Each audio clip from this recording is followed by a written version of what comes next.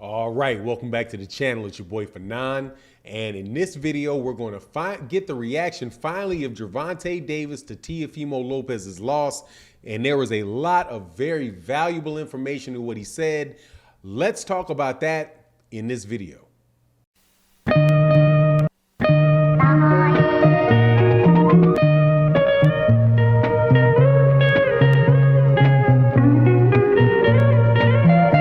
All right, welcome back to the channel. It's your boy Fanon. So Gervonta Tank Davis had a public workout today ahead of his fight with Isaac Cruz, and he was asked to give his insights on the Teofimo Lopez's loss to George KAMBOSOS.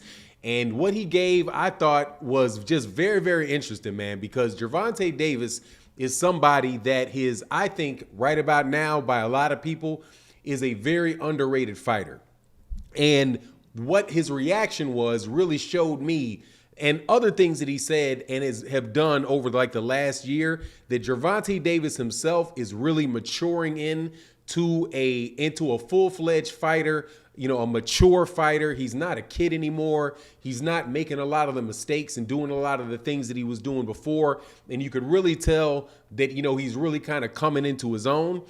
So the observations that he made about Teofimo Lopez to me were very telling. So when they asked him what he thought, and basically what he said was that Teofimo Lopez got sloppy. He said he got sloppy. He's sloppy. He's big-headed. His father's big-headed. And he said that what happened to those guys was that they got a lot of credit for beating Vasily Lomachenko, and then everybody started treating them like they were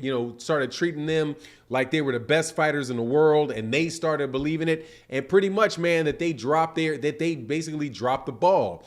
And he said that also, he's like, look, man, if I'm ever going to get beat, it's not going to be because I do something like that. It's not going to be where I go in there and I'm overlooking my opponent and I'm not preparing for my opponent, and then some guy that's not better than me beats me because I'm not on my P's and Q's. And he's like, look, and even in situations where if I lose focus for a little bit of time, you know, I have my trainer right there to say, hey, you're lunching. And then I'll just jump back on it real fast after my trainer says, you know, hey, you're lunching, get back to it. So he talks about, you know, how important it is for him to not overlook his opponents. Like he talks about, Isaac Cruz, and saying, look, man, Isaac Cruz, I'm not overlooking that guy. I don't overlook any of my opponents.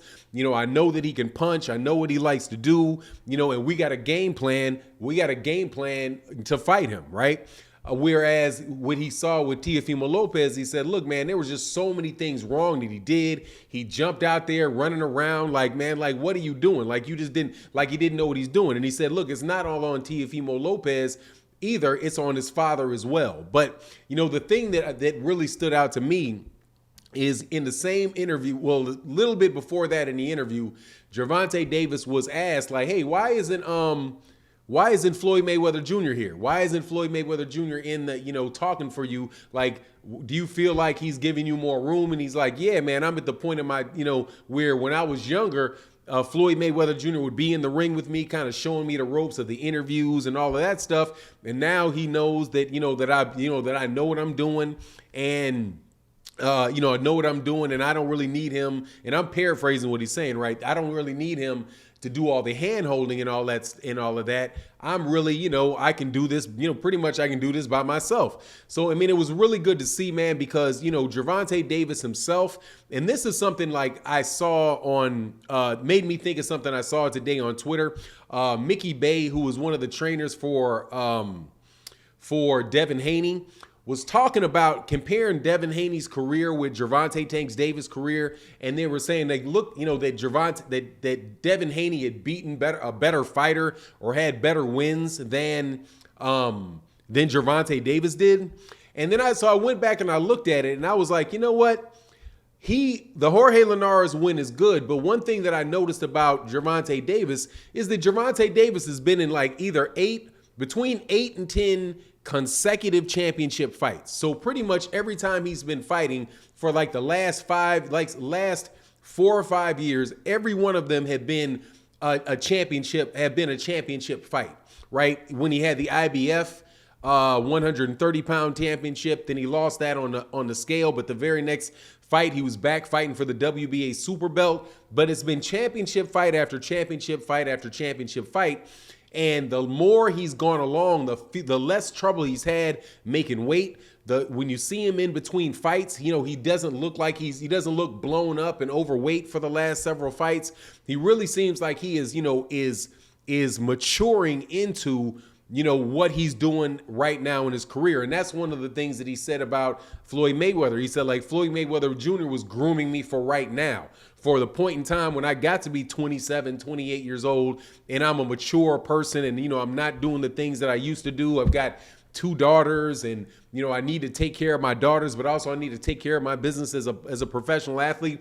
It's really nice to see Gervonta Davis mature in that type of way. So my hats really go off to Floyd Mayweather Jr. and what they've done with him over the last few years as far as maturing him into a fighter. Now, I certainly hope that means he can mature into having some of the fights that we want him to see.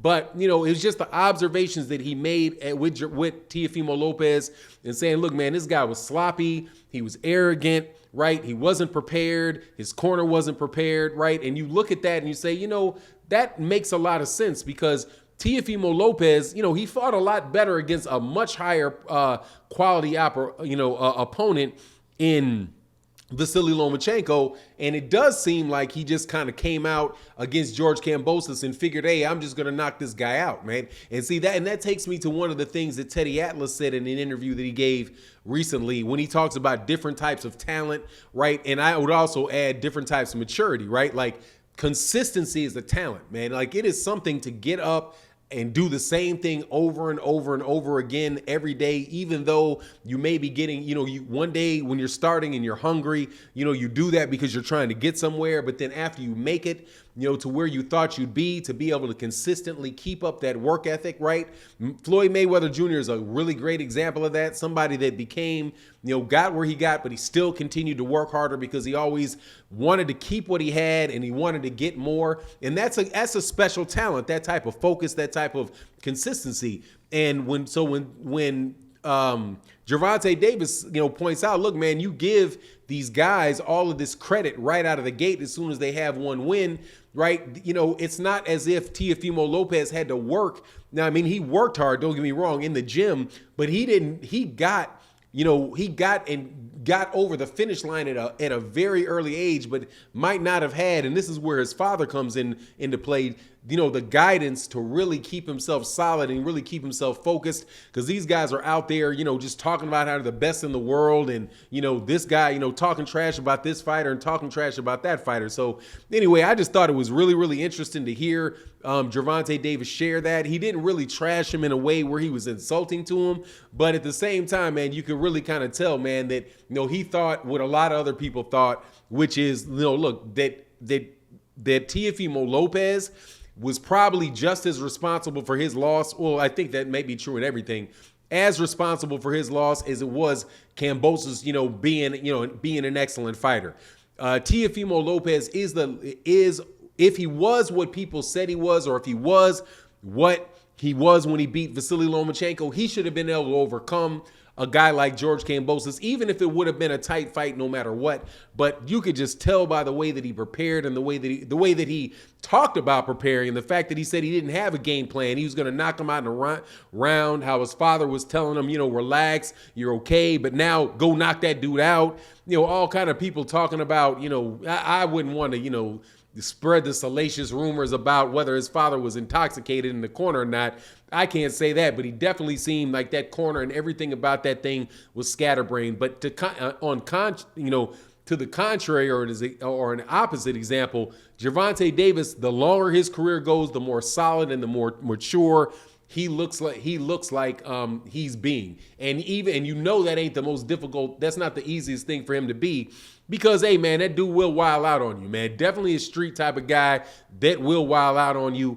But he seems to have that kind of tucked a little bit more leading up into this fight, except for when Riley Romero gets underneath the skin. But, you know, that's something else. Anyway, that's my take on the matter. Make sure you hit the like button. If you've listened to the end of the video, please make sure you hit the like button. Share the video on Facebook, on Twitter, on however you can do it. It would be greatly appreciated. Help the channel grow. And with that, I'm out. Peace.